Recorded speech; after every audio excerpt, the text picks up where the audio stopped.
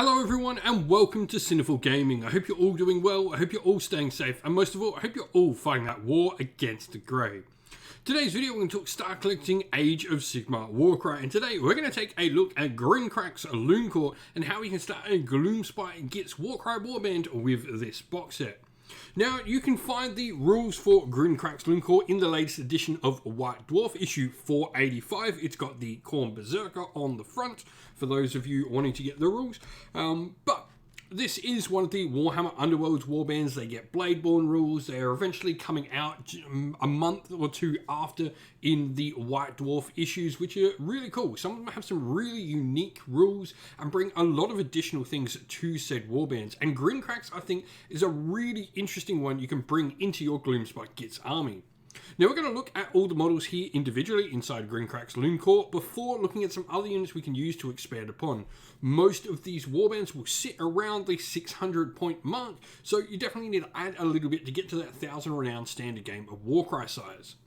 At the end of the video, we'll then show you our little sample 1000 renowned warband for you to use, hopefully as some inspiration for starting your own Gloomspite Gits warband using Grinkrak's Looncourt. And so, to start with, first of all, we have Grinkrak the Great. Now, he is one of two potential hammers we have within the force. We've got a defense of 4, move of 4, and 16 wounds. Nothing too crazy there, but that's pretty good for an average gobbo. Now, he's also got a 2-inch range, 4 attack at 3 strength weapon, with 2/4 on the damage.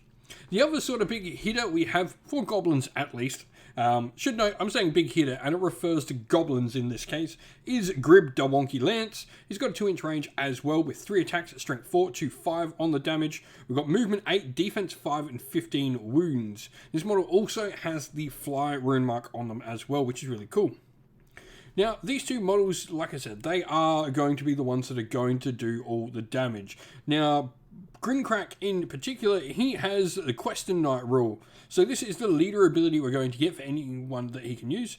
Until the end of this fighter's activation, after the enemy fighter is taken down by a melee action made by this fighter, he can make a bonus move or bonus attack action. So for a double, that's not too bad. If you can get him powered up and get him, getting these extra attacks is really nice. Now, you can power them up with a double. You have Enthusiastic Dubbin. You pick a visible friendly fighter with the Grinkrak's Looncourt rune mark within 3 inch of this fighter that has not yet activated this battle, and that fighter suffers impact damage. You activate that fighter immediately after this activation ends, so you can start to sort of get, your fighters moving. What's cool about this is this doesn't stop the fighter that's then activating after being able to use their own abilities and use their own doubles and triples, because this is another fighter activating them with an ability. So it's a cool little combo you can play around with.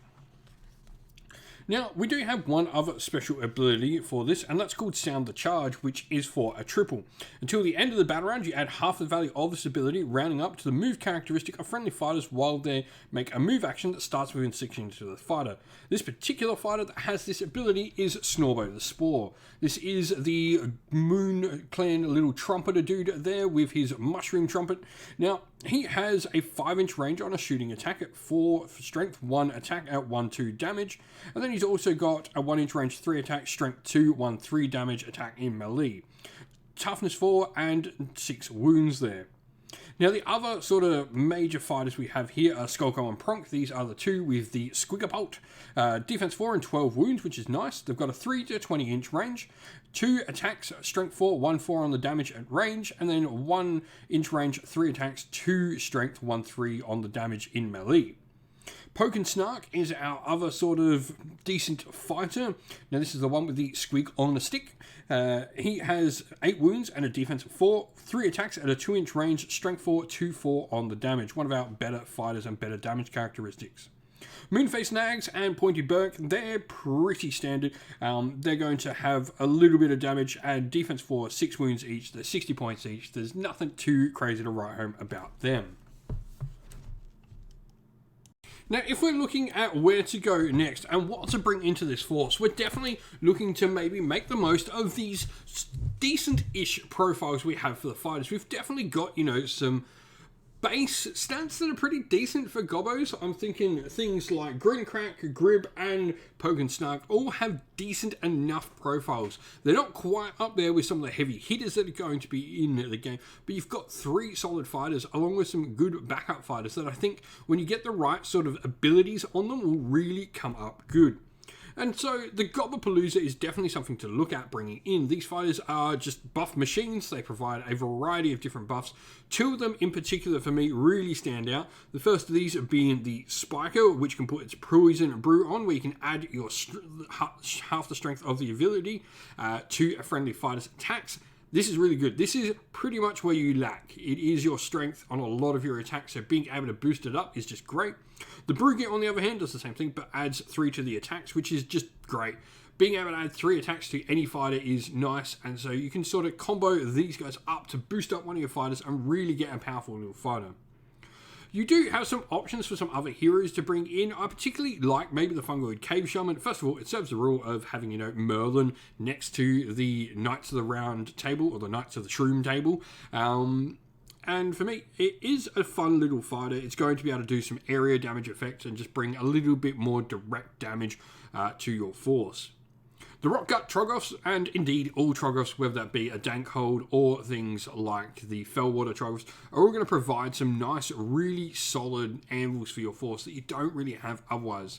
Most of them are defense 5, though the Fellwaters are 4. They all pack a ton of wounds in and can regen themselves as well, which is really nice.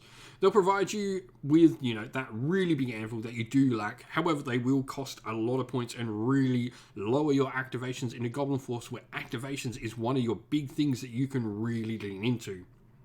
The last fighter here is the Spore Splatter Fanatic, and I really like them for one big reason. It is their reaction. So if a friendly fighter is attacked near them, they can use their reaction where they can get some nice little abilities out. So what happens until the end of the round, friendly fighters within 3 inch are considered to be in cover. This can really help boost up your defense, which is another part that really lacks for your Gobbos. And so here we have our sample army. Obviously, Grand Alliance Destruction, Gloomspike gets Allegiance. Now we've got the entirety of Grinkrak's Looncourt in here. I think it's just a really fun bunch of models. Moonface Nags and Pointy Burke are really cool. They're slightly better than your average sort of shooters and stabbers. I mean, they've not got any bows, so that is something that you lack. But you do have Snorbo Despore with his a little bit, and you've also got Skulko and Pronk there as well for some nice range that I think is better than any shooter's going to bring to the table. Now, the ones we've added to this force, we've gone the Spore Splatter Fanatic. Like I said, I think this is just really important for helping keep your more important fighters alive. Generally, I would almost try and gang up your best fighters onto enemies' fighters and take them down piecemeal. Just really hammer in and use the fact that we've got 10 activations here in this force to your advantage. Now the Brugit and Spiker are the 2 we've gone and added in. This leaves us at 985 renown out of 1,000. There's a 15-point swing here or there.